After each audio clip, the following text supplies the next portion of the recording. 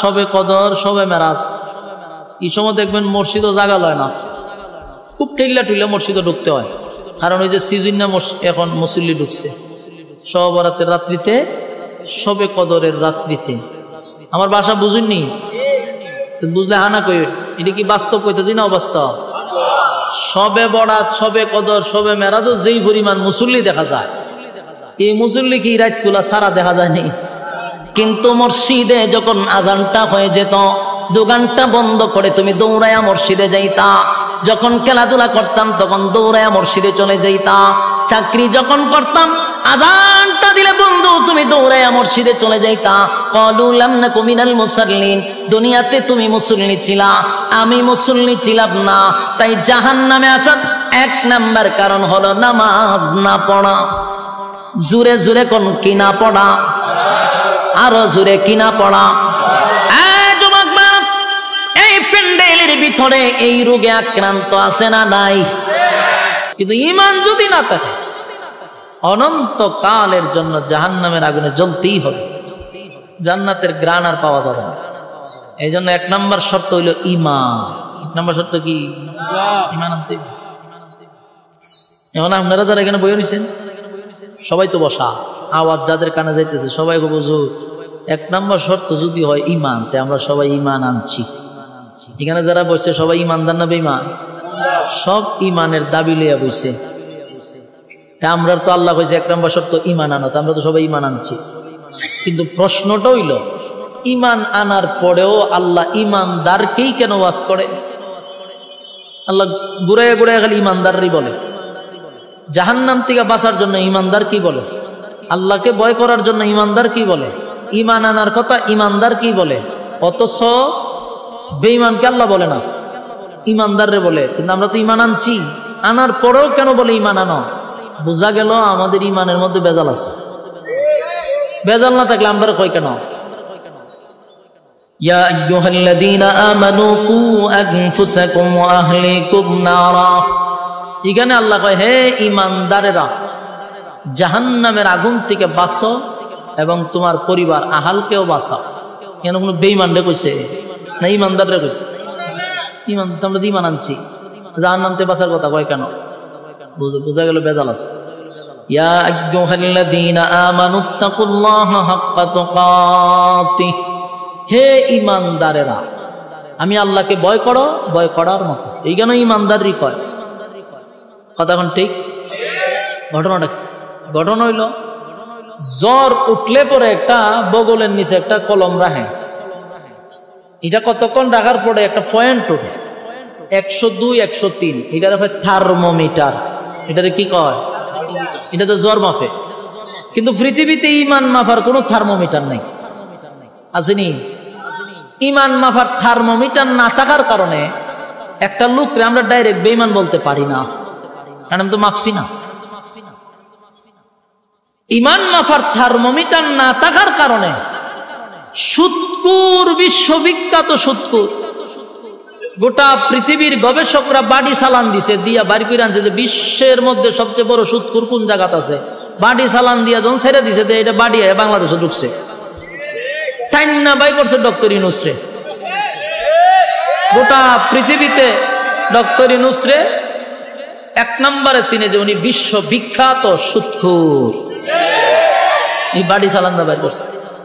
এরপরে কয় আমরা যত বড় সুৎকুর বাংলাদেশে বইরেছেন আমরা তো জানি না, আইন আমরা একটা পুরস্কার দিই, দিছে সেরা পুরস্কার, এটা হলো নোবেল পুরস্কার। সফল সুৎকুর সে, গোটা বিশ্বের মধ্যে তারে এখন মডেল মনে করে। এমন বিশ্ববিখ্যাত সুৎকুর ডক্টর ইউনূসরে যদি আপনি বলেন যে স্যার আপনি ইমানদার না বেঈমান, কি বলবে? বলবে আমি ফাক্কা ইমানদার। বেঈমান কইতো না জীবন। বেনামাজিরও যদি জিগান আপনি ইমানদার না বেঈমান, কইবে আমি ফাক্কা ইমানদার।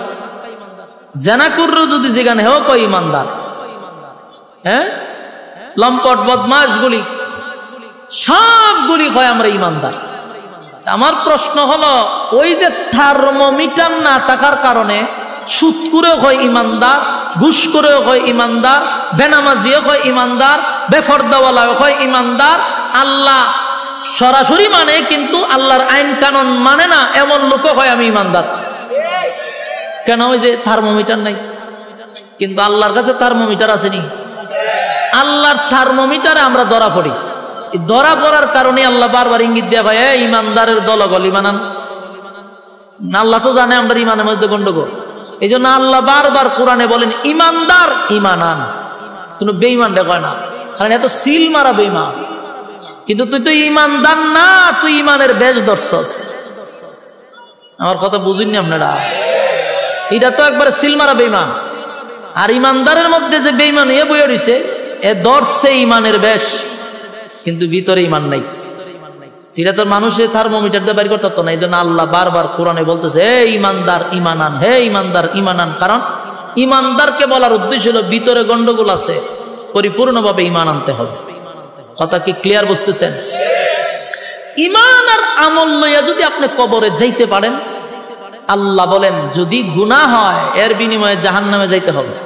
ফিডা একটা খাইতে হইব, জনমের মাইটটার খাওয়ার পরে থুইলে আবার জান্নাতে ঢোকাবে। ওই যে ইমানের গুণে।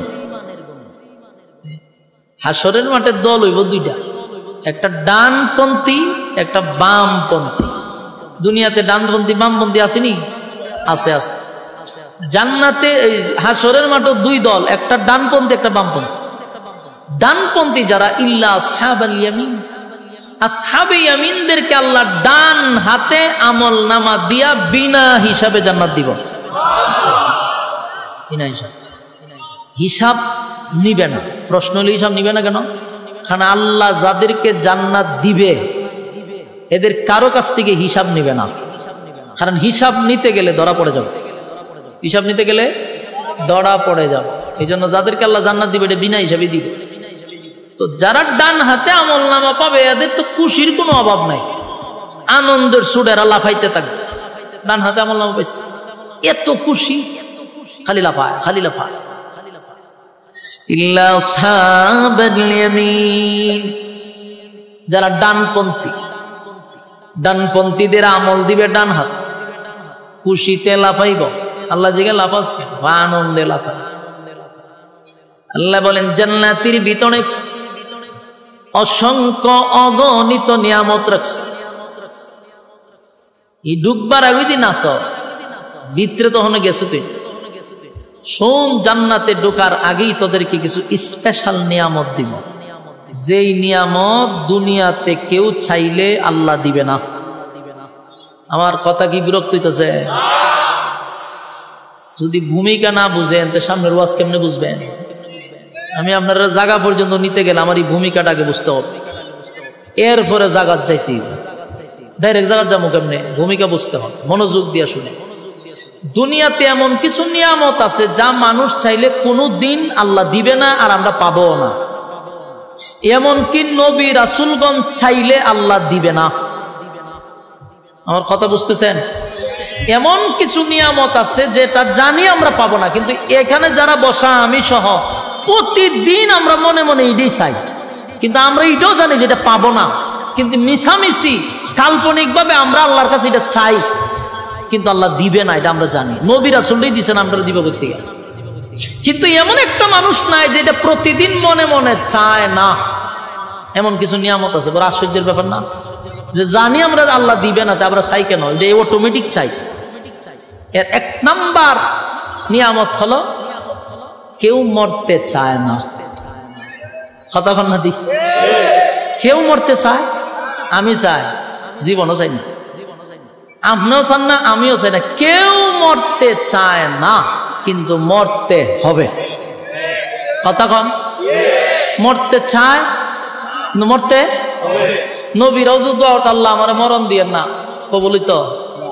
আপনি আমি যুদ্ধ বলি গিয়ে মক্কার সামনে গিয়ে খানায় খাওয়ার শুধু আল্লাহ আমার মরণ দিয়ে না, মরণ দিয়ে না, মরণ দিয়ে না, মরণ দিয়ে না, হারা জীবনে যুদ্ধ করি কবলিবনি। তিনি এটা জানি আমরা জিন্দিগিতে পাইতাম না, কিন্তু প্রতিটা মানুষ খালি কিন্তু একটার বার্তা না মরতাম। কেউ মরতে চায়, এই নিয়ামত দুনিয়াতে কেউ পাবে না, আমরা জানি। এরপরে মনে মনে চাই, মরতে চাই না।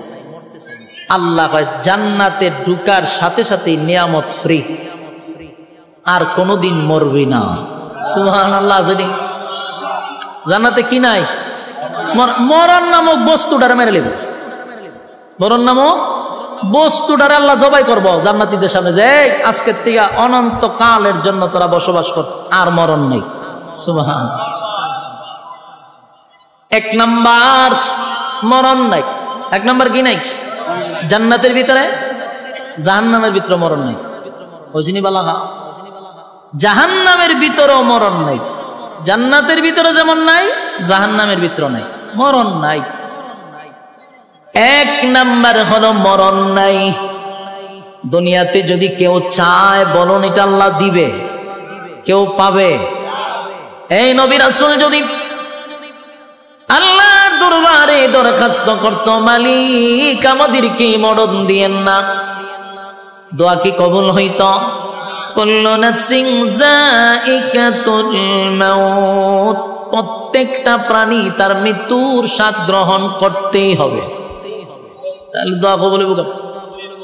এক নাম্বার হলো মরণ নাই, মরণ নাই, মরণ নাই। দুনিয়াতে আমরা চাইবো কিন্তু পাবো না। দুনিয়া হলো আফসোসের জায়গা। দুনিয়া কিসের জায়গা? দুনিয়া আফসোসের জায়গা। দুনিয়া আফসোসের জায়গা। দুনিয়ায় মানুষ শুধু আফসোস করবে, জান্নাত আফসোসের জায়গা নয়। আল্লাহ বলেন এক নাম্বার হলো দুনিয়াতে কেউ মরতে চায় না রে, কিন্তু মরতে হবে, মরতে হবে। জান্নাতের ভিতরে ঢোকার সাথে সাথে আর কোনোদিন মরবি না। কয় নাম্বার? আত গণ্যেন যে কোনটা কোনটা আপনার সান, এটা যে ফাইতেন না, আত গণেন। এক নাম্বার মরণ নাই। দুই নাম্বার হলো পৃথিবীর কোন মানুষ বৃদ্ধ হতে চায় না। ওমা আপনারা ঠিকই বোঝা যায় আপনারা সবাই বৃদ্ধ হইতে চান। আমি কই ওয়াজ করতাম, এটা কি গুরুস্থান? সেদ বেত নাই, ওই ফাবনার মানুষের মতো। ফাবনার মানুষকে কাতকুতানি দিলে 3 দিন পরে হাসি দেয়। আমি আজকে আইছি, আজকে হইতে আইছি জানেন, নাটুর থেকে আইছি কেন প্রোগ্রাম করতাম। গতকালকে নাটুরে প্রোগ্রাম ছিল, ডাইরেক্ট নাটুর থেকে এখানে আইছি। এখানকার মানুষই তো বড় মারাত্মক, কাতকুতানি দিল হাসি দেয় না। আপনারা তো নারায়ণগঞ্জ মানে কি বাংলাদেশের মধ্যে একটা উন্নত মানের একটা জেলা হইল নারায়ণগঞ্জ, এবং আপনারা সচেতন। আপনারা যদি আওয়াজ না দেন, আপনার যদি গিয়া ওয়াজ করি লাভ হইব? ঠিকানার এখানে সমান লইব কেমনি? একটু কথা কইেন, আমার কথাগুলি আপনি আঙ্গুলো গনেন, মনে মনে দেখেন তো এটি আপনার সাননি। আল্লাহ কইছে এটি চাইলে দুনিয়া দিবে না, কোন কোন জিনিস দিবে না এটা একটু গনেন। এক নাম্বার মরণ নাই, মরণের জন্য যুদ্ধ, এখন আল্লাহ মরণ দিয়েন না, কবুল হইব? দুই নাম্বার কেউ বৃদ্ধ হইতো চায়, আপনারা চান? সাদা দাড়ি লইয়া সেলুন ঢুকে আইবার সময় খালা হইয়া বাইরে বাস্তব না। বুড়ারে যদি জিজ্ঞানাও চাচা দাড়ি দিয়ে সাদা আছেন, কালা করছেন কেড়ে, নাহলে বুড়া দেখা যায়।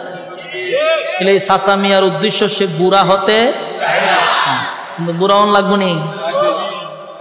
পৃথিবীর কোন মানুষ বৃদ্ধ হতে চায় না, বৃদ্ধ হতে চায় না, আমিও চাই না, আপনিও চান না, কিন্তু বৃদ্ধ আমাকে হতেই হবে।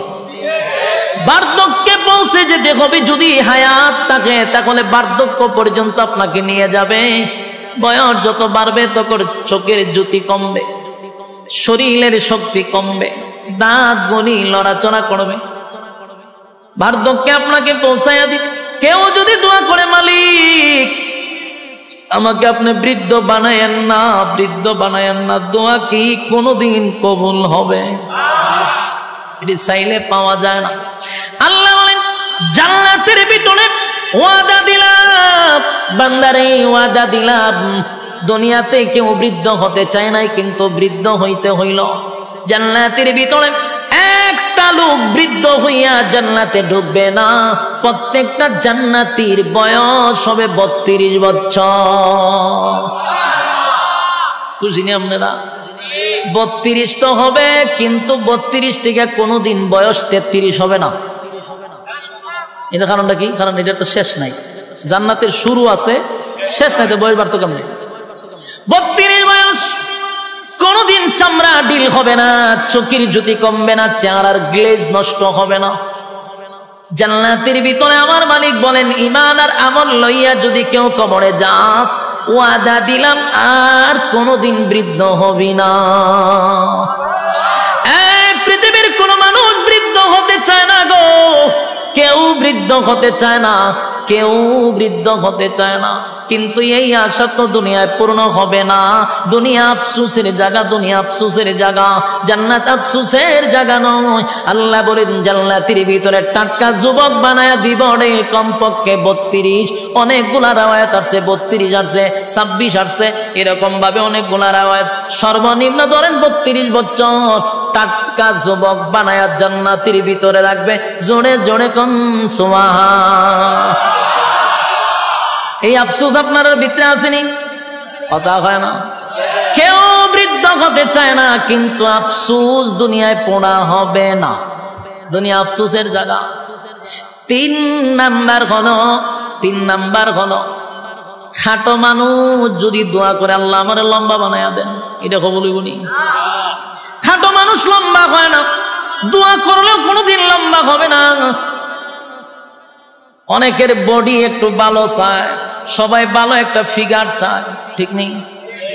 না আমার শরীর, আমি সুফাত বলে আমার অর্ধেক খালি থাকে, আল্লাহ জানে কেরে শুরুর থেকে। অনপুর একজন মানুষ আমি যদি দিয়ে চাপি একজন মানুষ বসতে পারবো, অথচ আমি বয়ান করি সিজনে না হয়, আমার তো সিজন আনসিজনে সারা বছরই বয়ান করার লাগে। ঘরে ধরেন না 300, 350, 400, 500 প্রোগ্রাম করণ যায়।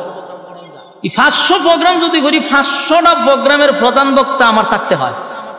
3টা ডেলি করলে কোনো না কোনো একটা তো আমি প্রধান বক্তা আছি। আচ্ছা পঞ্চায়েত প্রধান বক্তার যে একটা বয়স, একটা ফিগার থাকে, আমার কোনোটা আছে? আমি কোনো ক্যাটাগরিতে পড়ি না।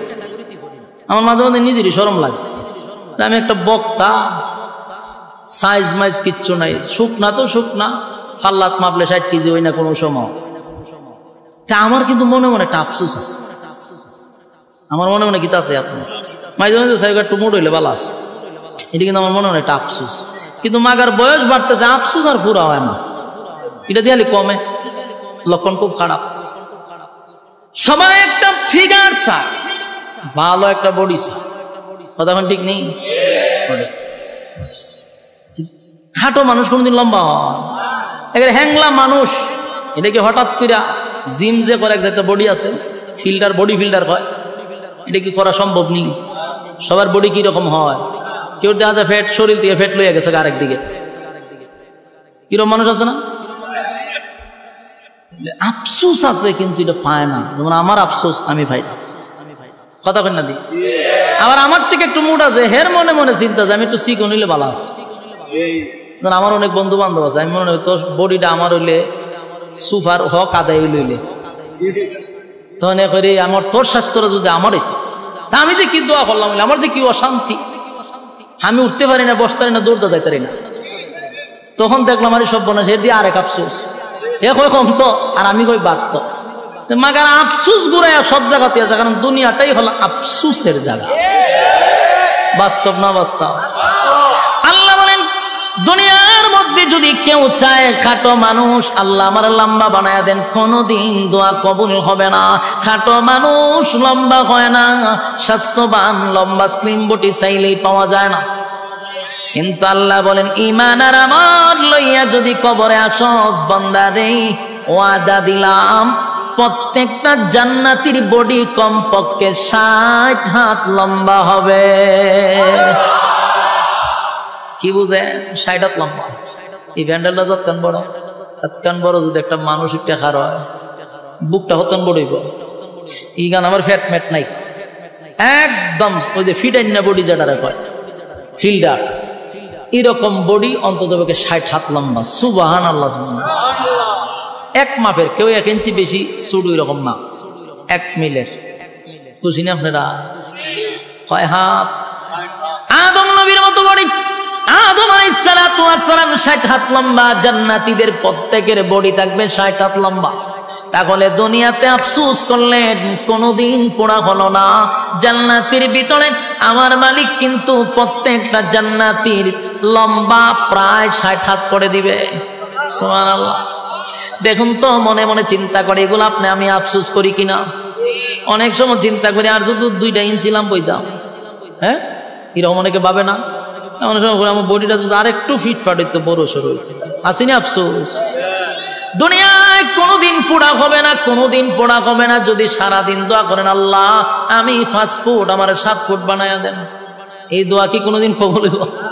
আপনারা মাদ্রাসার মুহতামিমরা লইয়া যদি খানায় কাবার সামনে যান বলে হুজুর আইন আপনারা বাড়া করেন যে খালি দোয়া করবার লাগে হুজুরে যদি খান দেয় আপনিও খান দেন দোয়া কবুল হয়ে যাবো গা কোনদিন দোয়া কবুল হবে না আফসোসের জায়গায় থেকে গেল দুনিয়া আফসোসের জায়গা জান্নাতের ভিতরে কম পক্ষে 60 হাত লম্বা সুবহানাল্লাহ চিনি কয়টা গেছে এত কোন চিনি 3টা গেল 4 নাম্বার হলো কালো মানুষ কোনদিন সুন্দর হয় না কথা হয় না কালো মানুষ সুন্দর হয় কেউ যদি ধর আল্লাহ আমি ঘুমাইছি খালো ইয়া সহায় লালটা যেন আমি দেখি আমি দল হয়ে গেছি এই দোয়া কবুল বলি কালো মানুষ কোনদিন সুন্দর হয় না কালো তো কালো যদি দোয়া কইরা সুন্দর হইতো রে তাহলে হাফসি বেলাল আগেই সুন্দর হয়ে যেত কালো মানুষ কোনদিন সুন্দর হবে না আল্লাহ বানাইছে আপনারা যেমন এমনই হবেন কিন্তু কালো মানুষ যারা তারা সুন্দর দেখলে মনে মনে একটা আফসোস আছে কপালের গরের কপাল আমি এক কালার গরের খালা এরকম অনেকে হয় না আয়নার সামনে কতক্ষণ পরে পরে যায় গে ডাইনের চুল বামে নেয় বামের চুল ডাইনে নেয় এটা কেড়ে করে সুন্দর দেখা যেত কথা কই না দি এই বুং বাং কেন করে একবার পিছাতে চায় একবার সামনেতে চায় আয়নার সামনে 1 লাখ কথা কয় বুঝায় হের একটু সুন্দর লাগতো উদ্দেশ্য একটাই সুন্দর লাগতো কিন্তু তুই চেষ্টা করস তুই কি খালা মানুষ সুন্দর হইবি নি এখন বলে ইয়ে বাড়িছে মেডিসিন বাড়িছে বিভিন্ন জিনিস মুখটো করে খালা মাইয়া গুলারে দলা বানায় বানায় বিয়া দিলাইতেছে আমরা বাড়ির কাছে এক মাইয়ারে বিয়া দিছে তা আমি ঘুমায় ঘুমায় আমি আলাপ করতে চাই কেমনে বিয়া দিল হোমা এটা যে দলা হইছে কেমনে হইলো দলা খালা মানুষ আবার দলা হয় কেমনে হইটারে কিতা জানে মাখাইছে 1 মাস ধরে মাখাইতেছে মাখাই এটার দলা বানিয়েছে আমি ঘটনা তো ঘটবো কি ঘটবো আমি খুব আল্লাহর উপরে তো পণ্ডিতি করছি আল্লাহ বানাইছে এটারে খালা এটারে বানাইছে বন্দায় দলা তাহলে এই দলা বেশি দিন নাই নির্ঘাত দুর্ঘটনা ঘটবে এটা কইতেছে কিন্তু আমার হোম মিনিস্টারের কাছে 6টা মাস গেছে না আমার হোম মিনিস্টার কইতেছে আমি কিন্তু আল্লাহর ওলি না কিতা কেরে হঠাৎ করে আমার বুজুর্গিগিরি কিতা দেখলা কোন আমরা যে কইছিলেন একবার হেতে আস্তা শরীর অবস্থা খারাপ হয়ে গেছে কি হয়েছে হসপিটাল আছে আস্তা মুখ ফুল্লা ফসা ধরে লেছে পরে দিয়া ডাক্তারের রিপোর্ট দিছে স্কিন ক্যান্সার এটারে কি কয় স্কিন ক্যান্সার আমার ঘরে আপনি বুঝলেন কিভাবে আমি কারে এটা বুঝন লাগে না আগ কল লাগে আল্লাহ বানাইছে খালা হে আল্লাহর উপরে তো পণ্ডিতি করছে এটা তো দুর্ঘটনা ঘটবো এটা তো আখলই কয়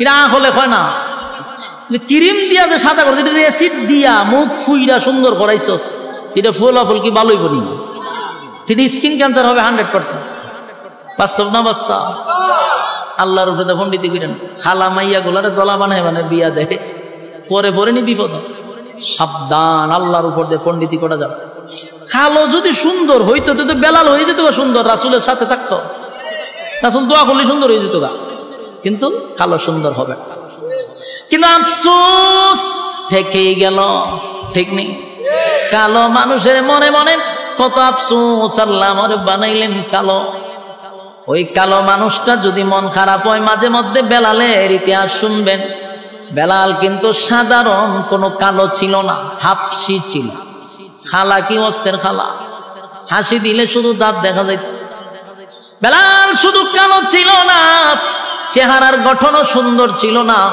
ঠোঁটগুলা মোটা মোটা ছিল তার মানে খুব কুৎসিত ছিল কিন্তু সেই বেলালের কত দাম জাননি নবী মেরাজে গিয়া কয় বেলাল রে আমি তোর পায়ের আওয়াজ জান্নাতে পাইছি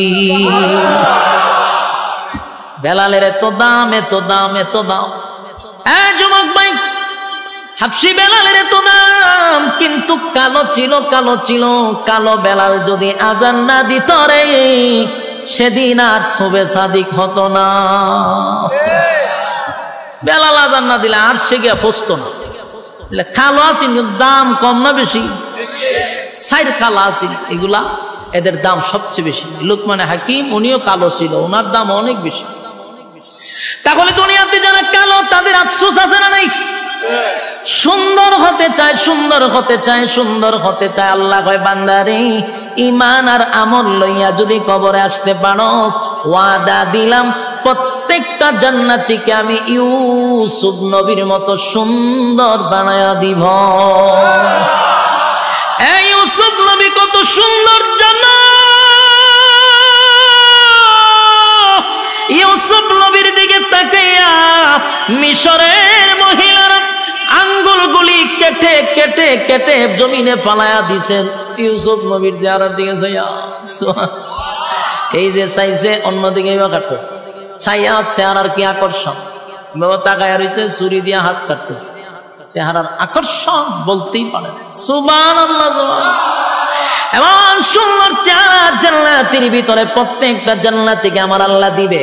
তাহলে জান্নাতের ভিতরে প্রত্যেকের চেহারা থাকবে ইউসুফ নবীর মতো সুন্দর। আল্লাহ অর্ধেক পৃথিবীর সৌন্দর্য ইউসুফ নবীরে দিয়া দিছে। খুশি নি আপনারা? জান্নাতের ভিতরে আফসোস থাকবে না। দুনিয়া আফসোসের জায়গা, দুনিয়া আফসোসের জায়গা, দুনিয়া আফসোসের জায়গা, জান্নাত আফসোসের জায়গা না। প্রত্যেকের চেহারা হবে ইউসুফ নবীর মতো। কয় নাম্বার হইছে? কয় নাম্বার হইছে? 4 নাম্বার। 4 নাম্বার।